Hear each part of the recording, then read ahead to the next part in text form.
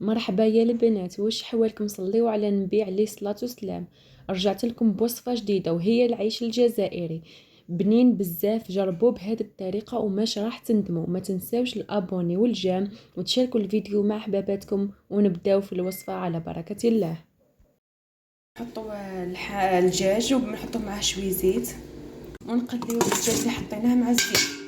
نحطوا البصله اللي حيناها مع الثوم وحده فريده، فص واحد برك، ونحركوا هكا حتى تدبل البصله. بعد ما تقليوها مليح تجي الماكله بنينه. زدت حطيت حبه طماطم، عاد نحركوها. نحطوا البطاطا والجلوات اللي قصيناهم مكعبات صغار. نخلطوا كلش اللي حطيناه مليح باه تجي الماكله بنينه. على قد ما تخلطوا قد ما تجي الماكله تاعكم بنينه بزاف. مغرف طماطم مصبره ونحركوا.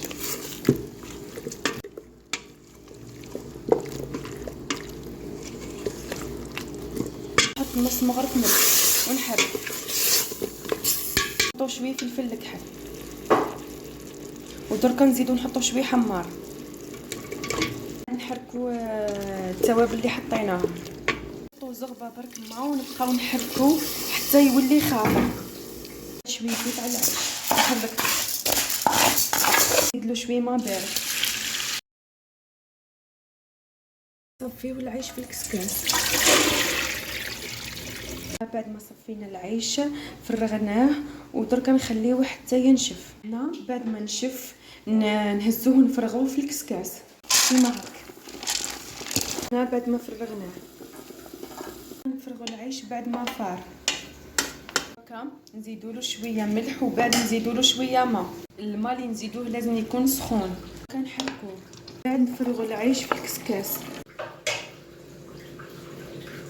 كنفرغوا العيش بعد ما فار التفويره الثانيه. كنزيدلو الماء سخون ومن بعد نخليه ينشف. بعد ما نشف حطيناه في الكسكاس. كنفرغوه بعد ما فار. دركا ولا طريس ما سي بون طاب. نحطوا المرقه اللي طيبناها في العيش ونخليوه يتجمر.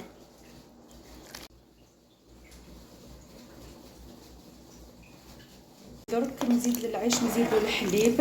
هذه طريقتي انا، يجي بزاف بنين. جربوها وما تندموش.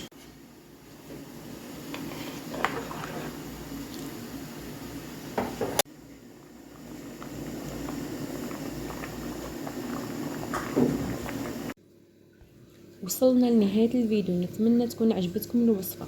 ما تنساوش الابوني والجيم وتشاركوا الفيديو وتكتبوا لي في التعليقات واش حابين نصور لكم، لانه رايكم يهمني. ودمتم في رعاية الله، ابقوا على خير.